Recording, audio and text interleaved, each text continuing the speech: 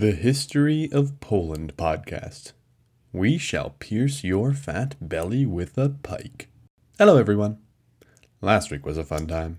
We talked about Bolesław's on-again, off-again war with the Holy Roman Empire, the harsh words that Thietmar of Merseburg had for Bolesław and his associates, and the eventual peace of the two-decade war between Germany and Poland. As we talked about last week, there were a few periods of peace that broke up the constant warfare. This week we're going to zoom in on one of those in particular, as during it Bolesław would use the break in fighting to go a-pillaging in the east and conquer Kiev. To start with, let's recap what is to the east of Poland. Nowadays there is Ukraine, Belarus, and Russia. However, around the year 1000, the main state to the east is what we call the Kievan Rus. The Kievan Rus were the predecessor state of the Russian Empire and was, surprise surprise, based in the city of Kiev. The state of the Kievan Rus was similar to that of Poland in the same period, in that it was a loose confederation of cities and tribes that were slowly coming together to form a common political identity. The federation was under the rule of a group known as the Ruriks, who would eventually be most popularly known as the group of emperors that came before the Romanovs that we're all familiar with. In this federation there were 9 principalities, with 2 being important to mention right now. The first is Kiev, which was the primary city of the Federation, and the second is Novgorod, which we'll come back to in a little bit. The other cities are of course important, but don't have a big impact on the events that are about to unfold. I mentioned the structure of the Federation because I want to bring up the fact that while there was a main city, Kiev, and a main ruler, the Grand Duke of Kiev, there was by no means a central authority that existed from one generation to the next. It was a mad scramble every time a leader died. At least, that was the way it is so far. Instead, each of the rulers of the cities respected the ruler of Kiev as the first among equals, but not as someone they needed to listen to in all matters. Now, Kievan Rus is an interesting state, but much like with the Holy Roman Empire, I'm going to try my hardest to not just dig into the internal politics of the Rus. And in case you're wondering, the reason I'm doing this is that if we aren't all careful, this will quickly become a podcast about the Empire, Poland, Russia, and a half dozen other kingdoms, and boy, oh boy, that would be a slow-moving podcast. So I'm going to skip over a few hundred years of early Kievan history and jump to the year 1015. This is the year that Vladimir the Great died. Vladimir was a consequential Russian ruler who introduced Christianity to Russia, consolidated his holdings, and made a mark on the centralization of power in the area, along with plenty of other noteworthy things. But for the sake of our story, the main thing we should note about him is that, according to the primary chronicle, Vladimir had at least 800 concubines, which produced many, many children. Among these many children were 12 sons that we still have the names of. Interestingly, these children did not all get along with one another, nor did they all get along with their father. One child in particular would cause a headache for his father. This child's name is Sviatapolk. Sviatapolk was born to a Greek woman out of wedlock around the year 980, and shortly thereafter, at the tender age of 8, was apparently put in charge of the city of Turów. Now, personally, I wouldn't put an 8-year-old in charge of a school playground, but to each their own parenting style. At around the same time, his father also arranged a marriage between Sviatapolk and one of the daughters of Bolesław of Poland. That is very important to remember. A few years go by, and Sviatapolk is unsatisfied with his lot in life. I'm taking a bit of artistic liberty here, but he probably remembered the grandeur of Kiev, was jealous of the siblings that got to stay there or were given other principalities to rule, and all the while was stuck out in old Turów. What a bummer. So, at the prodding of his wife and some of his retainers, Sviatapolk began to plot against his father. Classic mistake. It's as the saying goes, put your son in charge of a city and he'll want a county. Now, it's not really a saying, but I bet if it was, Vladimir was saying it as soon as he found out about the plot. Because Vladimir did find out, and he threw Sviatapolk and his accomplices, including his wife, the daughter of Bolesław, in prison. Poor Sviatapolk. All he wanted to do was overthrow his dear old dad, and now he's rotting away in prison. Life can be so unfair. Well, in a moment of forgiveness, Vladimir seems to have pardoned his wayward son and put him in charge of either a town near Kiev or just gave him some official function in Kiev. Doesn't really matter which. What matters is that Sviatapolk was in Kiev. Meanwhile, one of Sviatapolk's brothers, whose name is Yaroslav, was put in charge of the city of Novgorod. So, Vladimir is in charge of everything, his eldest son Sviatapolk is in Kiev, and one of his other sons is in charge of the city of Novgorod. And then, as happens in these situations, Vladimir died. Bye, Vladimir. Now, Sviatapolk was in the vicinity of Kiev when his father died. Unsurprisingly, he used this opportunity to seize power. Unfortunately, he wasn't the most popular choice, as his brother Boris seemed to have been the favorite of the Kievan population. According to the primary chronicle, also known by the name Tales of Bygone Days, quote, upon his father's death, Sviatapolk settled in Kiev, And, after calling together all the inhabitants of Kiev, he began to distribute largesse among them. They accepted it, but their hearts were not with him, because their brethren were with Boris. When Boris returned with the army, he received the news that his father was dead. He mourned deeply for him, for he was beloved of his father before all the rest. When he came to the Alta River, he halted. His father's retainers then urged him to take his place in Kiev on his father's throne, since he had at his disposal the latter's retainers and troops. But Boris protested, saying, "Be it not for me to raise my hand against my elder brother. Now that my father has passed away, let him take the place of my father in my heart." When the soldiers heard these words, they departed from him, and Boris remained with his servants. End quote. Great! Boris cede power to Sviatapolk, and everyone gets along. Wonderful. That's not what happened at all. Instead, according to the primary chronicle, it continues with the line, "But Sviatapolk was filled with lawlessness." Cue dramatic music. Whenever somebody is filled with lawlessness, you know something dramatic is about to happen. Well, Sviatapolk and Boris' story is told in the primary chronicle. It's a bit of a lengthy quote, but it really is an interesting read. Also, as an aside, I'm going to take out a couple of unnecessary lines to make this a bit easier to understand. So for those of you with your old medieval manuscripts out, reading along at home, I'm going to jump around a little bit. I don't know if any of you have old medieval manuscripts at home, but if you do, I just wanted to give you a heads up about what's about to happen. So, the chronicle states, quote, "Adopting the device of Cain, Sviatapolk sent messengers to Boris that he desired to live at peace with him and would increase the territory he had received from his father. But he plotted against him now how he might kill him. So Sviatapolk came by night to Vyshgorod. After secretly summoning to his presence Pucha and the boyars of the town, he inquired of them whether they were wholeheartedly devoted to him. Pucha and the men of Vyshgorod replied, 'We are ready to lay down our lives for you.' He then commanded them to say nothing to any man, but to go and kill his brother Boris. They straightway promised to execute his order. These emissaries came to the Alta, and when they approached, they heard the sainted Boris singing, for it was already known to him that they intended to take his life. Then he arose and began to chant, saying, 'O Lord, how they are increased who come against me! Many are they that rise up against me. And also, thine arrows have pierced me, for I am ready for wounds, and my pain is before me continually.' And he also uttered this prayer, 'Lord, hear my prayer, and enter not into judgment with thy servant. For no living man shall be just before thee, for the enemy hath crushed mine soul.' After ending the 6 psalms, when he saw how men were sent out to kill him, he began to chant the Psalter." End quote. The chronicle continues a little later. Quote, "After offering this prayer, he lay down upon his couch. Then they fell upon him like wild beasts about the tent, and pierced him with lances. They stabbed Boris and his servant, who cast himself upon his body. For he was beloved of Boris. He was a servant of Hungarian race, George by name, to whom Boris was greatly attached. The prince had given him a large gold necklace, which he wore while serving him. They also killed many other servants of Boris. But since they could not quickly take the necklace from George's neck, they cut off his head and thus obtained it. For this reason his body was not recognized later among the corpses. The desperadoes, after attacking Boris, wrapped him in a canvas, loaded him upon a wagon, and dragged him off, though he was still alive. When the impious Sviatapolk saw that he was still breathing, he sent 2 Varangians to finish him. When they came and saw that he was still alive, one of them drew his sword and plunged it into his heart." End quote.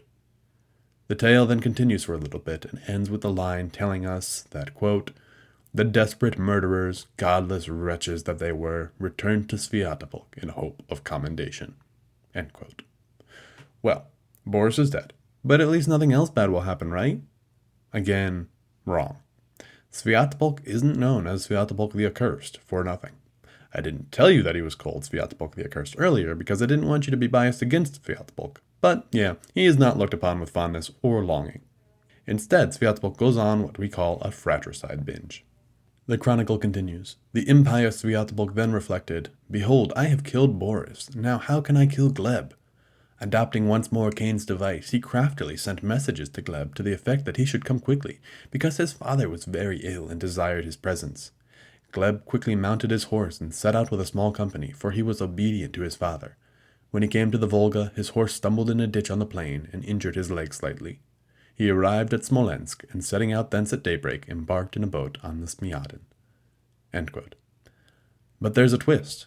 Yaroslav hears what's up and sends word to his brother Gleb, "Don't go! Our dad is dead and Sviatapolk is up to some shenanigans." The chronicle continues yet again. Quote, "There suddenly arrived those sent by Sviatapolk for Gleb's destruction.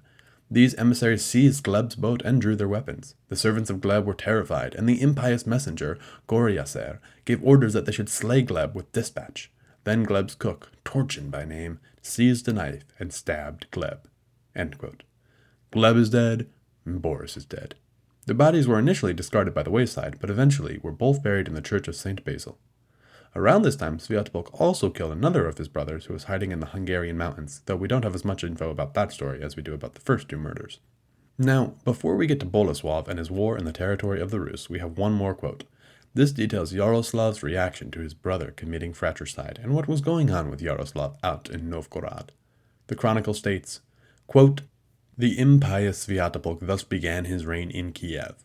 Assembling the people, he began to distribute mantles to some and furs to others, and thus dissipated a large sum. While Yaroslav had not yet heard of his father's death, he had many Varangians under his command, and they offered violence to the inhabitants of Novgorod and to their wives. The men of Novgorod then rose and killed the Varangians in their marketplace. Yaroslav was angry and departed to Rakom. He took up his abode in the castle. Then he sent messengers to Novgorod with the comment that the death of his retainers was beyond remedy, but at the same time he summoned before him the chief men of the city who had massacred the Varangians and craftily killed them. The same night news came from Kiev, sent by his sister Predslava, to the effect that his father was dead, that Sviatapolk had settled in Kiev after killing Boris and was now endeavoring to compass the death of Gleb, and she warned Yaroslav to be exceedingly on his guard against Sviatapolk.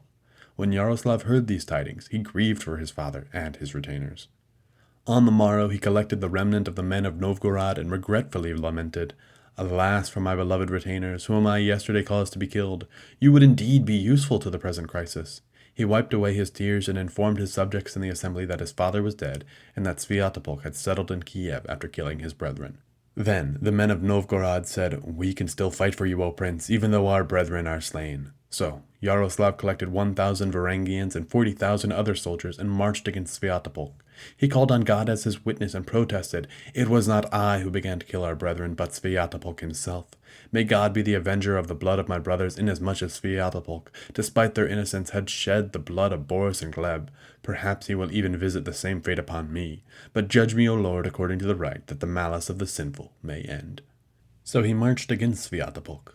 When Sviatapolk learned that Yaroslav was on his way, he prepared an innumerable army of Ruses and Pechenegs, and marched out towards Lyubek on one side of the Dnieper, while Yaroslav was on the opposite bank. Yaroslav arrived, and the brothers stood over against each other on both banks of the Dnieper, but neither party dared attack. They remained thus face to face for 3 months. Then Sviatapolk's general rode out along the shore and scoffed at the men of Novgorod, shouting, "Why did you come hither with this crooked shanks, you carpenters? We shall put you to work on our houses."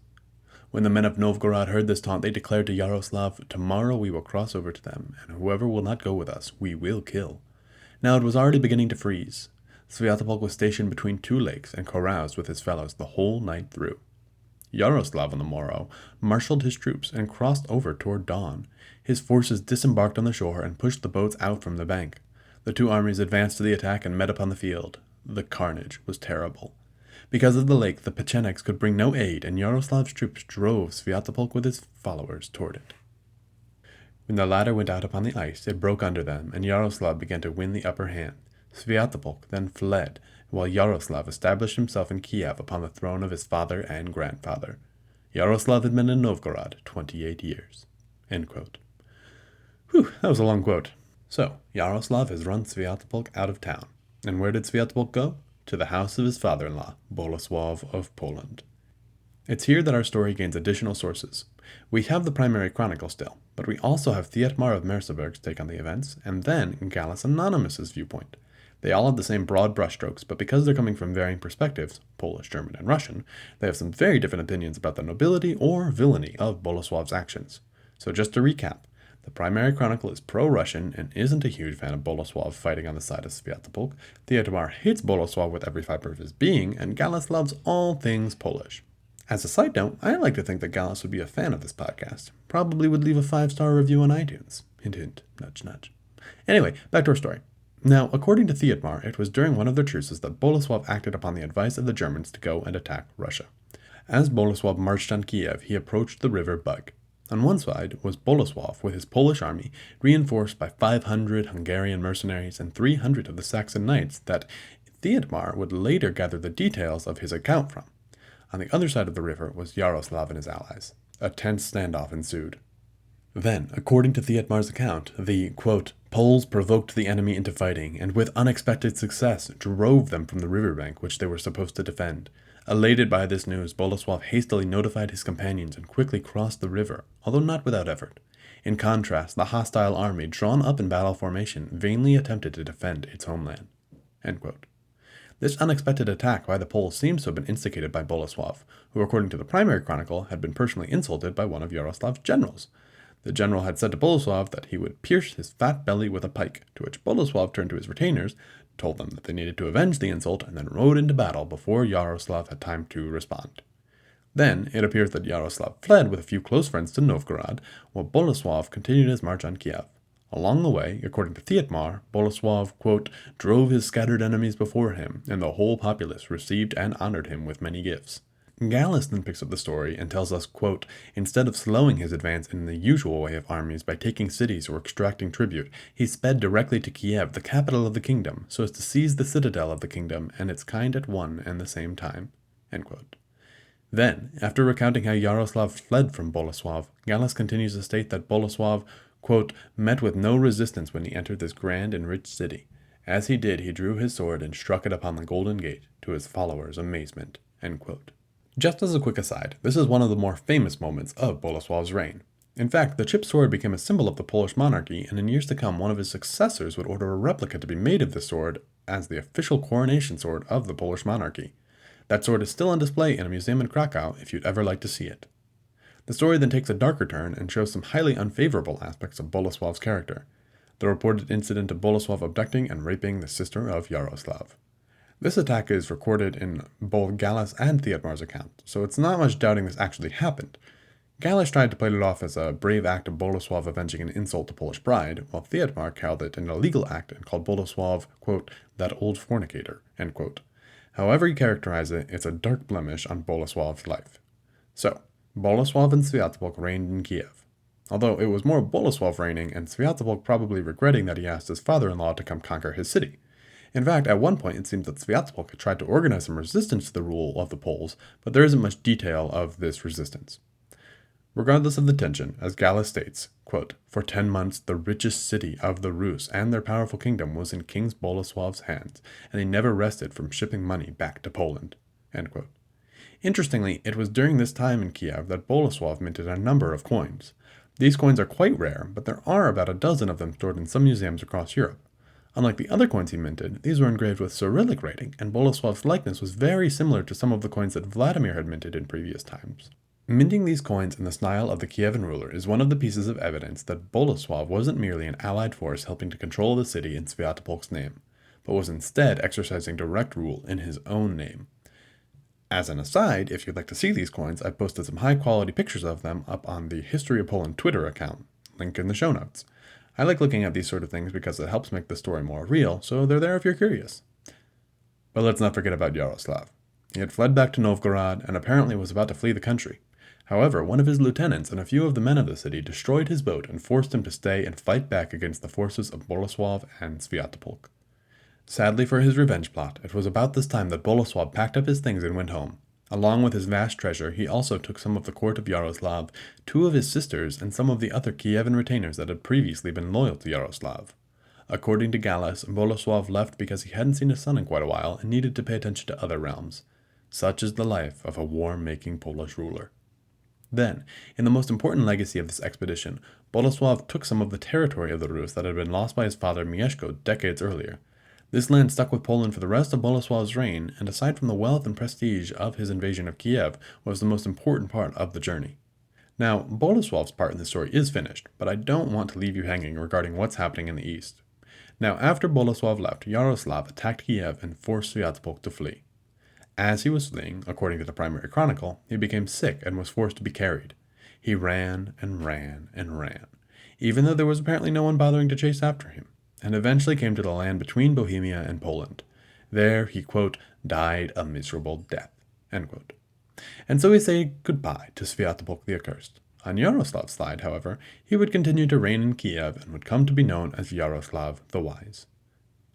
And that's it for this week. Bolesław has returned home with a massive hoard of treasure, the state is stable, and things have never been looking so good. Next week we'll pause in our narrative and take a moment to consider what life was like in Poland when Bolesław was around. Now, I'd like to take a moment before we finish and make a small request. As many regular podcast listeners know, the ratings you get on iTunes are really important. When you get a bunch of 5-star reviews all within a few days, the kind folks at Apple pay attention and put your audience right in the front of their website. Now, so far, a few of you have left reviews, and I've read and appreciated each and every one. I really have. But I'd love it if you'd all take 90 seconds to write a sentence about why you enjoyed the show and post that to iTunes. This will not only be a lot of fun to read for me, but it will also help get this podcast in front of more people who might be interested in learning a little bit more about the history of Poland. I've put a link in the show notes that you can click on that should bring you to the podcast listing if you're on an iPhone.